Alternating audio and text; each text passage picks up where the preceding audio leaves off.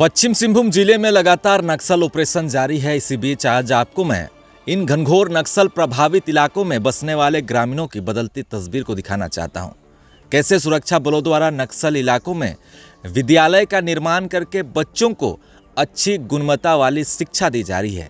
चलिए देखते हैं सीआरपीएफ 193 बटालियन द्वारा जारी वीडियो को। झारखंड के पश्चिम सिंहभूम जिले के सुदूरवर्ती क्षेत्र लुइया के नजदीक कोई प्राथमिक शिक्षा की व्यवस्था नहीं था। अतः 193 बटालियन सीआरपीएफ के कमांडेंट श्री ओम जी शुक्ला के निर्देशानुसार लुइया कैंप के नजदीक मॉडल स्कूल का निर्माण किया गया है, जिसमें स्थानीय बच्चे जो कि प्राथमिक शिक्षा से वंचित रह जाते थे को प्राथमिक शिक्षा दी जा रही है।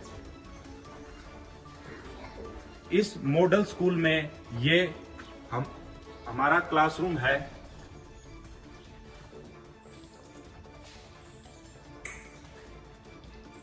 जिसमें बच्चों के बैठने के लिए बेंचेस की व्यवस्था की गई।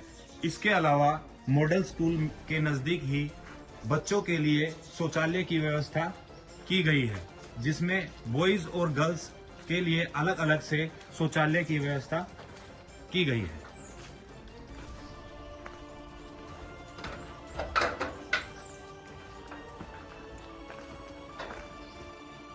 मॉडल स्कूल के नजदीक स्थानीय लोगों व बच्चों के लिए पेयजल की व्यवस्था की गई है। तो देखा आपने किस तरीके से गरीब आदिवासी बच्चों के अच्छी शिक्षा के लिए सीआरपीएफ अधिकारी द्वारा एक अच्छी पहल करके स्कूल का निर्माण करवाया गया। वहीं ग्रामीणों के लिए स्वास्थ्य कैंप भी समय समय पर लगाए जाते हैं, क्योंकि ये काफ़ी सुदूरवर्ती इलाका है जहां शिक्षा स्वास्थ्य की सही व्यवस्था काफ़ी लंबे समय से नहीं पहुंच पाई थी। मगर कैंप बनने के बाद ग्रामीणों के लिए बेहतर स्वास्थ्य व्यवस्था, बच्चों के लिए अच्छी शिक्षा की व्यवस्था पर जवानों ने काफ़ी जोर दिया है। 193 battalion CRPF commandant Shri Om जी शुक्ला के निर्देशानुसार झारखंड के पश्चिम सिंहभूम जिले के सुदूरवर्ती क्षेत्र लुइया में कोई मेडिकल सुविधा उपलब्ध नहीं है। इसलिए सीआरपीएफ F193 कैंप के द्वारा मेडिकल फर्स्ट एड क्लिनिक की सुविधा की गई है, जिसमें गांव के बुजुर्ग, महिलाएं, बच्चे जो कि चिकित्सीय सुविधाओं से वंचित रह जाते हैं को प्राथमिक उपचार दिया जाता है। प्राथमिक उपचारक मैं फिलहाल लोहिया कैंप के प्राथमिक उपचारक हूँ। मैं यहाँ पे लोगों के लिए, जो सिविल लोगों के लिए सुविधा रखी, उसमें जुकाम, बुखार, सर्दी, खांसी और ये क्षेत्र जो है मलेरिया से ग्रस्त है, उसका इलाज किया जाता है।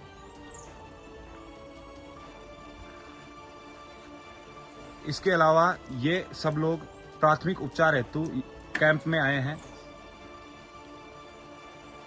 ऐसे में आसपास के ग्रामीण अभी भयमुक्त होकर शांति से अपनी जिंदगी गुजार रहे हैं। आपको बता दें, इसी 193 बटालियन का एक जवान मरांगपुंगा में शहीद हुआ था।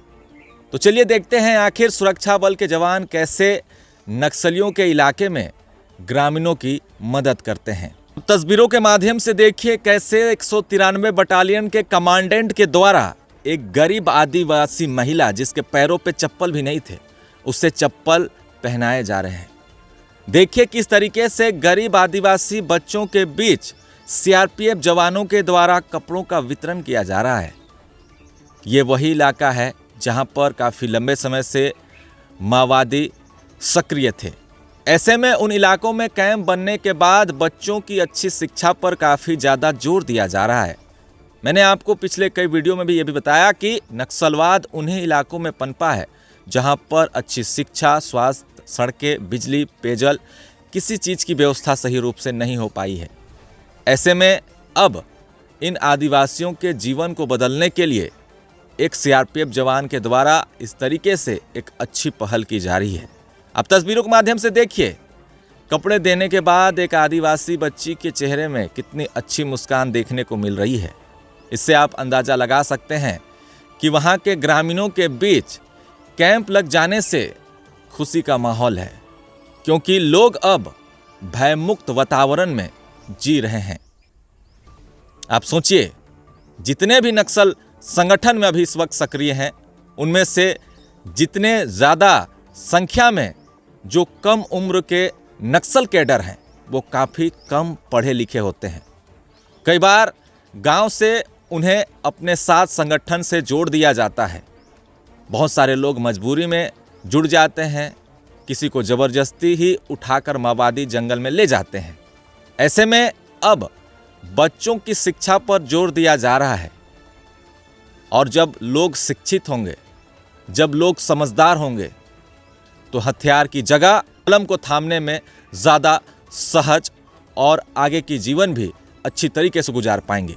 इस वीडियो के माध्यम से मैं आज आपको एक अपना पर्सनल एक्सपीरियंस भी साझा करता हूं नक्सलवाद को लेकर। मैं जिस इलाके में रहता हूं उन इलाकों में भी माओवाद संगठन सक्रिय था। मेरे घर के किनारे से ही माओवाद संगठन के कैडर गुजरा करते थे। कई बार गांव में बैठक भी किए गए। वहीं बगल में एक बड़ा हाई स्कूल भी था, जो 2 मंजिला हाई स्कूल था। उसे माओवादियों के द्वारा 25-25 केजी का बड़ा बम लगाकर उड़ा दिया गया। सोचिए किस तरीके से स्कूल भवनों को भी माओवादी अपना निशाना बनाते रहे हैं। आज 193 बटालियन का ही कैंप मेरे पास के गांव में लगा हुआ है। उसके बाद इन क्षेत्रों में अब काफ़ी ज़्यादा शांति है। लोग भयमुक्त वातावरण में जी रहे हैं, किसी को किसी चीज़ का डर भय नहीं है। बहुत सारे लोग कमेंट में कहते हैं कि नक्सली अगर जंगल में वहाँ पर नहीं रहेंगे तो वहाँ की जो खनिज संपदा है वो काफ़ी तादाद में लूटी जाएगी। मगर वास्तविकता क्या है, इस विषय को लेकर भी सभी को सोचना चाहिए। फिलहाल अभी के लिए बस इतना ही, लेकिन आज मैंने आपको दिखाया एक काफ़ी अलग ही तस्वीर कि नक्सल प्रभावित इलाकों में ग्रामीण बच्चों को, आदिवासी बच्चों को एक अच्छी शिक्षा देकर आगे के अच्छे जीवन के लिए सीआरपीएफ जवानों के द्वारा एक अच्छी पहल की जा रही है। फिलहाल देखते रहे न्यूज़ आपका। धन्यवाद।